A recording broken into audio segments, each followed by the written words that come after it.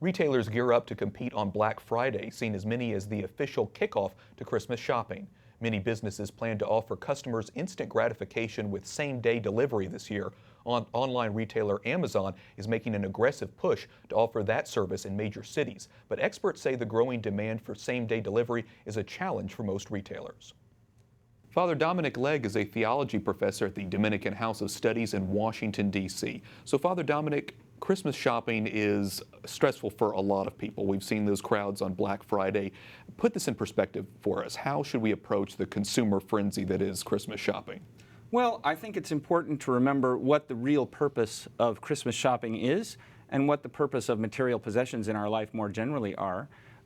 In our culture, we can become obsessed with products. We think maybe the next toy, the next video game, if you're a child. If you're an adult, maybe it's the next smartphone or the next flat screen TV is going to make me happy. And in fact, it's not going to make you happy, as we all know. So seek out what is really most important, ultimately God, and relativize those material things. So if you're buying things just to possess them, if that becomes a kind of idol in your life, then the Christmas season is not very helpful. You know, many of the companies that offer deals, Black Friday deals, for example, aren't necessarily aligned fully with our Christian values. Many mainstream stores, for example, support groups that may support abortion, for example. So is it okay for us as Catholics to buy from some of these stores? That's an interesting moral question. And in fact, there's several levels here.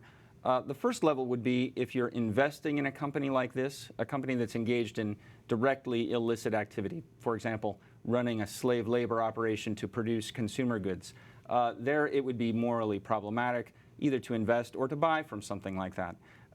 When it's a question of, say, Planned Parenthood set up a coffee shop and said, buy your coffee from us to support abortion rights, that would be morally problematic because you're entering into the intention of supporting that evil aim.